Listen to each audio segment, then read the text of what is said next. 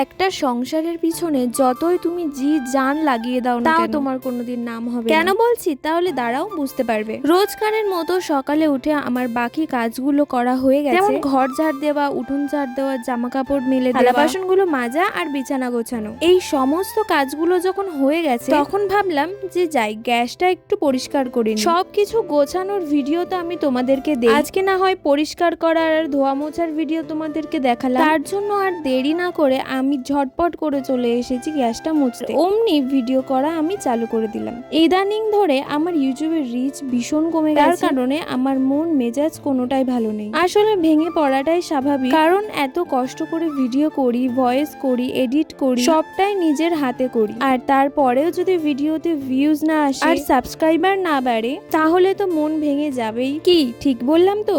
মানলাম আমি কোনো বড়সড় ক্রিয়েটার না, কিন্তু আমি তো রোজকারের ভিডিও রোজই আপলোড করি, তাও কেন জানি না আমার ভিডিওতে রিচ বাড়ে না। যাই হোক, আমি তো আমার কর্ম করেই যাব, সেটা সোশ্যাল মিডিয়াতে হোক আর আমার বাড়িতে হোক।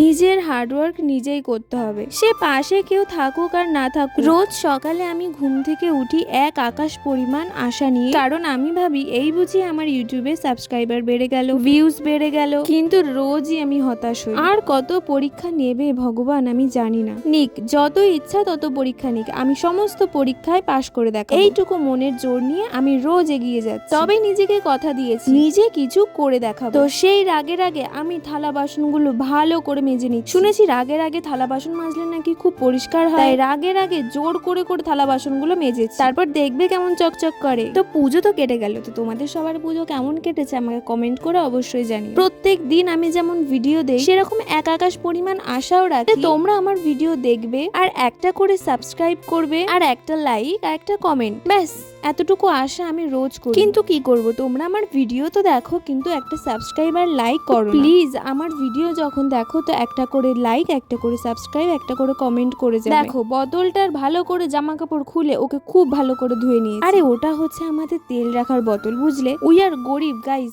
আমরা হচ্ছে স্প্রাইটের বোতল ফেলে না দিয়ে আমরা সেই বোতলে তেল রাখি। আর তেল রাখার পাত্রে কেন জানি না সব থেকে বেশি ময়লা দেখিয়ে হাম হে।